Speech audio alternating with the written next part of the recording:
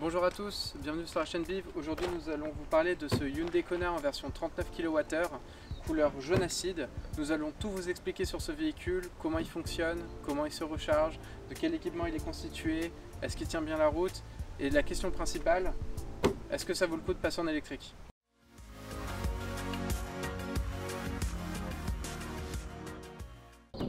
Hyundai présente aujourd'hui son deuxième véhicule électrique après sa berline iconique, la Ioniq, en présentant aujourd'hui son Hyundai Kona en deux batteries, 39 kWh et la version grande autonomie de 64 kWh. Avec son 4,20 m de long, le Hyundai Kona vient concurrencer la Peugeot 2008 et le Renault Captur, le marché des petits SUV très dynamique en Europe. Le Hyundai Kona se distingue par son look extérieur. Voyons ce que ça donne en détail.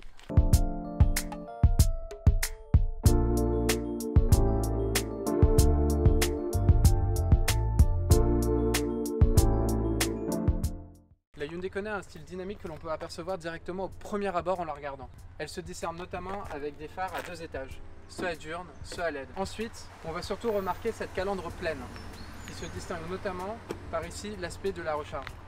Nous avons ici le radar pour le maintien de voie, une option que l'on verra un peu plus tard dans notre essai dynamique. Ce qui nous importe le plus quand on achète un véhicule électrique, c'est de savoir comment on se recharge, où on se recharge et combien de temps ça prend.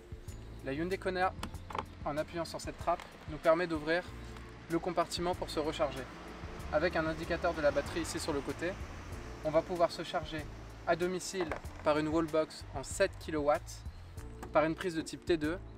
Il faut savoir qu'en 7 kW, vous pouvez récupérer environ 50 km d'autonomie par heure de recharge. Donc pour une charge complète, chez vous, il faut compter 6h30, soit toute une nuit. Ensuite, si vous voulez vous charger en extérieur, on va parler de charge rapide, du combo CCS. Et le combo CCS, on l'a par ici. Il permet de se charger en 50 kW et de récupérer en 1 heure toute l'autonomie de son véhicule. Malgré ce qu'on pense, il y a bien un moteur électrique sous le capot. Et comme on peut le voir, celui-ci n'est pas vide. On a un moteur qui développe 100 kW ou l'équivalent dans cette finition de 136 chevaux. Sur la partie pneumatique, le Hyundai Kona est équipé de pneus Nexen qui ont pour objectif d'augmenter l'autonomie du véhicule. Et on a également ces jantes donc qui sont quasiment pleines, qui ont pour but également d'augmenter l'aérodynamisme et de diminuer la traînée et donc d'augmenter l'autonomie du véhicule, notamment sur voie rapide. Le Hyundai Kona se distingue de ses homologues thermiques et hybrides par la mention électrique, notamment en bas du coffre. Et en parlant du coffre, on est sur une capacité d'environ 330 litres en mode normal et à peu près 1100 litres lorsque les banquettes sont abaissées.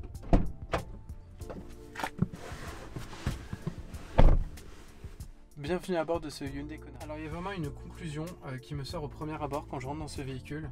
On voit que la marque coréenne a essayé de faire un très gros effort au niveau de l'équipement et au niveau de la technologie, c'est ce qu'on verra un peu plus tard. Mais en même temps on retrouve vraiment des plastiques très durs un peu partout dans le véhicule qui font un peu cheap.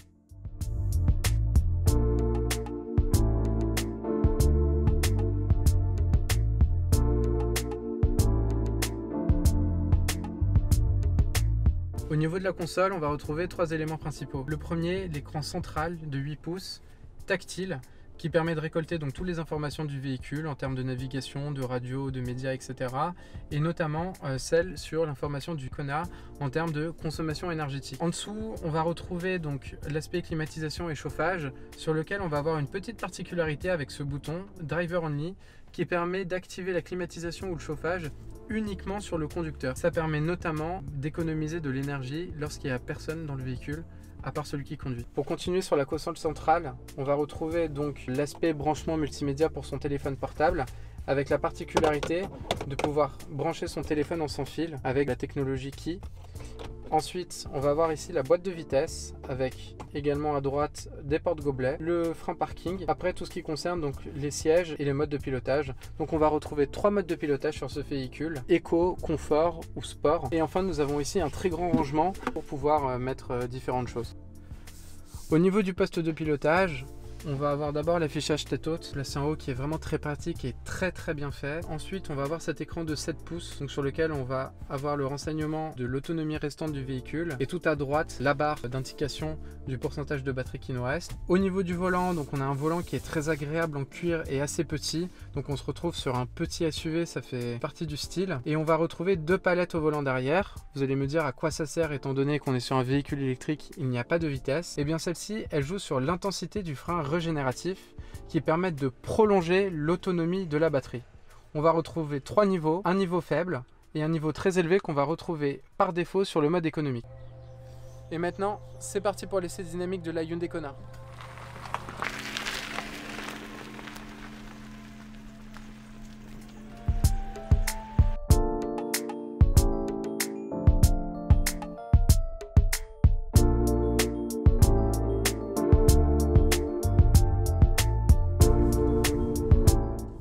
Lorsqu'on est sur la route, on s'aperçoit en tout premier lieu du silence qui règne à bord d'une voiture électrique. Et ça n'a vraiment pas de prix.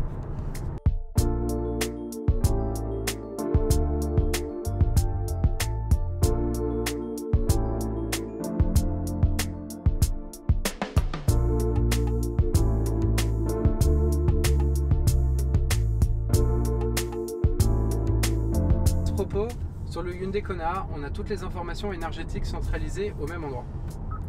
On a notamment l'autonomie du véhicule et le temps de recharge prévisionnel si on se charge sur une borne rapide DC ou sur une borne type Wallbox AC.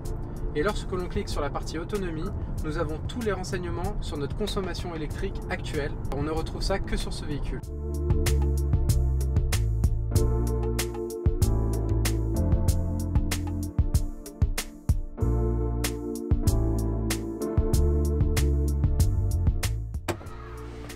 Pour charger son véhicule électrique, en tout premier lieu, il faut d'abord éteindre son véhicule. Ça, c'est une étape indispensable qui est souvent oubliée par les propriétaires. On va prendre son câble de recharge dans le coffre. Dans notre câble, un type T2 vers T2.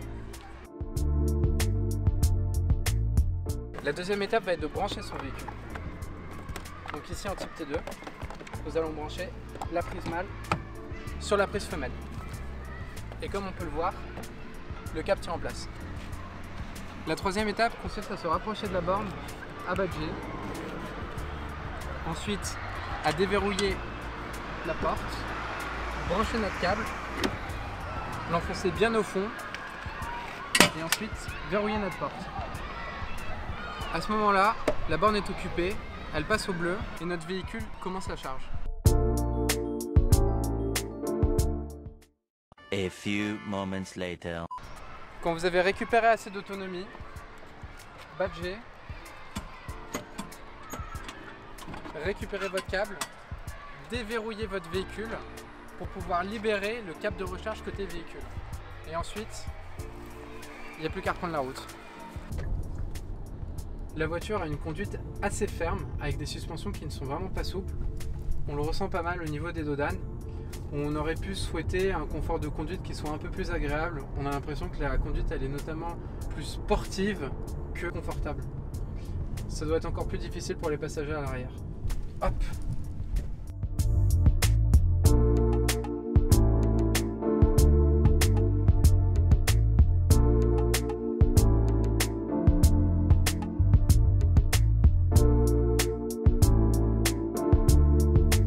En mode sport, on voit qu'on a une accélération qui est très bonne pour un véhicule coréen d'une puissance de seulement 136 chevaux. Attention au freinage.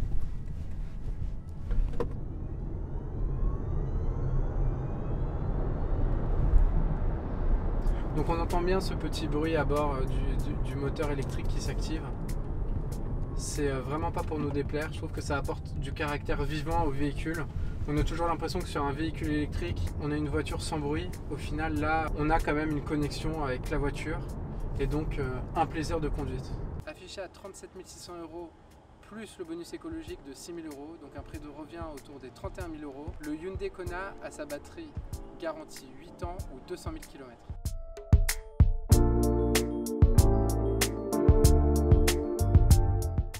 sur le Hyundai Kona, c'est sa bouille que l'on retrouve nulle part dans le monde automobile aujourd'hui, notamment sur le marché des petits SUV. On a aussi aimé toute la technologie qu'embarque ce véhicule, que ce soit l'affichage tête haute, que ce soit le maintien de ligne, etc.